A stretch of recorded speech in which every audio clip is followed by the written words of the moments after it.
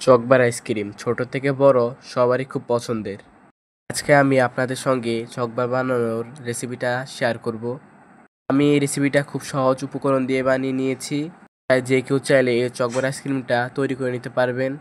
তবে এই আইসক্রিমটা তৈরি করতে কোনো ধরনের ক্রিমের প্রয়োজন হবে না। তো চলুন আইসক্রিমটা বানিয়ে নেই। তো প্রথমে একটি পাত্রে দিয়ে দিচ্ছি 3 কাপ পরিমাণ গরুর দুধ এবং তার সঙ্গে মিশিয়ে নিচ্ছি 1 টেবিল চামচ পরিমাণ কর্নফ্লাওয়ার, 1 কাপ চিনি ও 2 টেবিল চামচ পরিমাণ গুঁড়ো দুধ। সামান্য ফ্লেভারের জন্য দিয়ে দিচ্ছি সামান্য পরিমাণ ভ্যানিলা এসেন্স।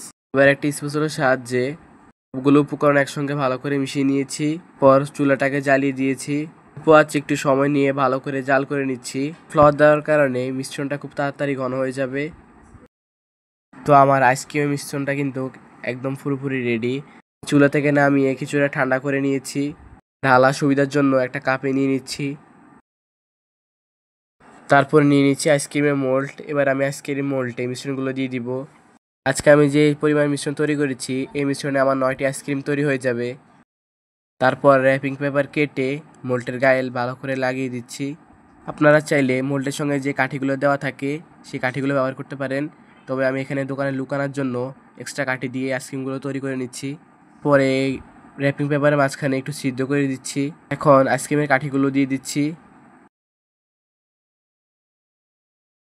এবারে আইসক্রিমের মোল্ডগুলোকে 12 ঘন্টার জন্য ডিপ ফ্রিজে রাখতে হবে। তো আমি এই মোল্ডগুলোকে 12 ঘন্টার জন্য ডিপ ফ্রিজে রাখবো।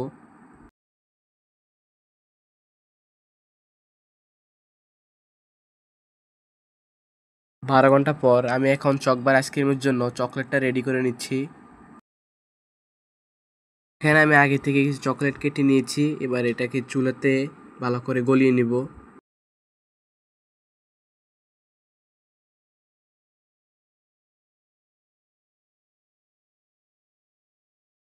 আমি এখানে গরম পানির ভাপ দিয়ে চকলেটটাকে লিকুইড করে নিয়েছি।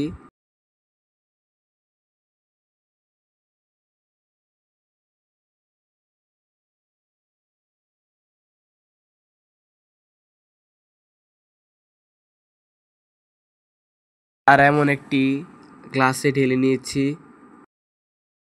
এখন আমি এখান থেকে একটি আইসক্রিম বের করে নিচ্ছি। আইসক্রিমটাকে খুলে নেওয়ার পর গ্লাসে যেসব চকলেটগুলো ছিল সেই চকলেটে ডুবিয়ে নিচ্ছি। তাহলে আমাদের চকবার আইসক্রিমটা তৈরি। আর কিছুক্ষণের মধ্যে দেখা যাবে উপরের চকলেটের লেয়ারটা খুব ভালো করে ঠিক হয়ে যাবে কিছুক্ষণের মধ্যে। তো খুব অল্প সময়ে এবং সহজ উপকরণে আজকের এই চকবার আইসক্রিমটা আপনাদের সঙ্গে শেয়ার করলাম।